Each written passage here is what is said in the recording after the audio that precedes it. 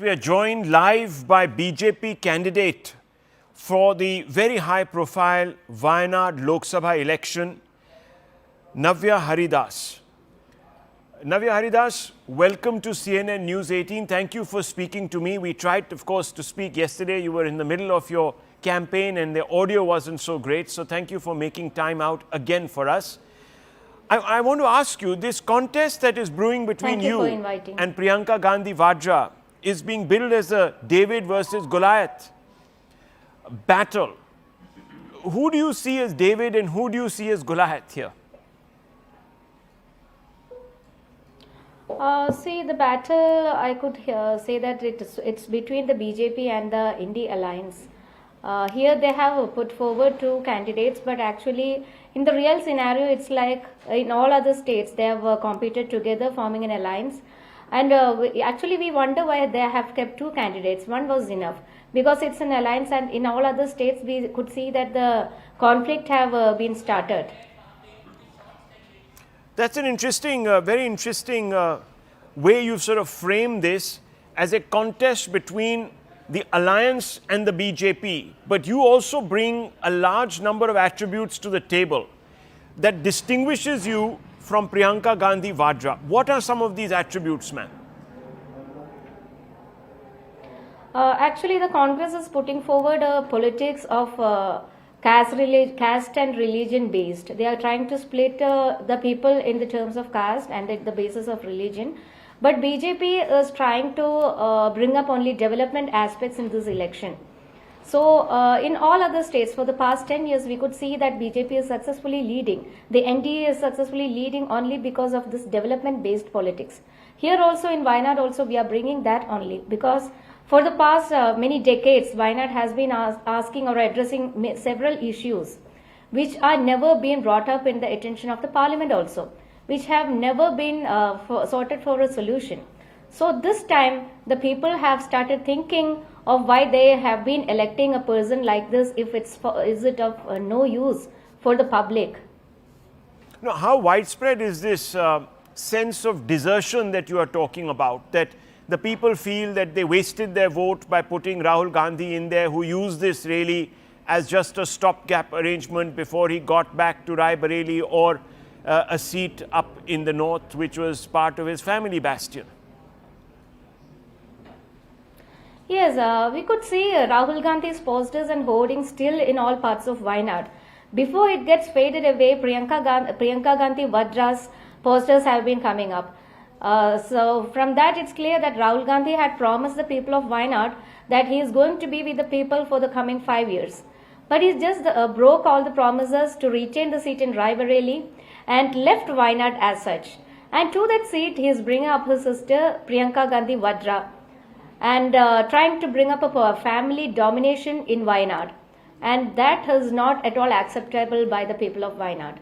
Well, you're talking about acceptability, but the Congress, the Congress would say, and this is what some people also describe you or your political party as, a cowbelt Hindu Hindi party. So you're up against this outsider tag. Would you agree?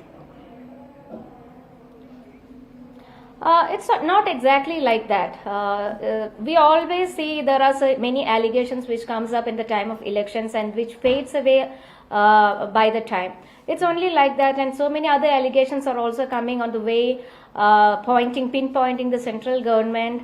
But this thing, we could clearly see that discrimination is brought up only by the Congress.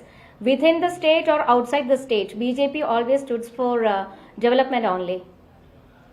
So let me ask you, because Rahul Gandhi won by 3 lakh plus votes in the Lok Sabha election, and you're hoping to obviously script a massive upset, you would require obviously a huge number of votes to actually not just catch up with the Congress, but also, of course, overtake the Congress. Where are you going to get these votes from? Because the demography doesn't suit the BJP. The demography would suggest that there are a large number of minorities who do not think the BJP speaks for them. No, from the last election, it was clear that in 2019 also Rahul Gandhi came to Wayanad believing that even if he loses in North India, he would retain the seat in South India. Because the people of Wayanad always have a choice for the Congress or the emblem. They didn't mind who the candidate is, just go for the party. But this time, when recently the landslide happened in Churalmala, it happened to be the condition that there were no representatives for them to address their problems in the parliament. So whenever Wayanad people needs any help, there is no helping hands extended from the part of the member of the parliament. Also, the several issues of this Wayanad people, like the animal attacks, the infrastructure issues, the agricultural issues, the education concerns and the health concerns, everything is being left and avoided.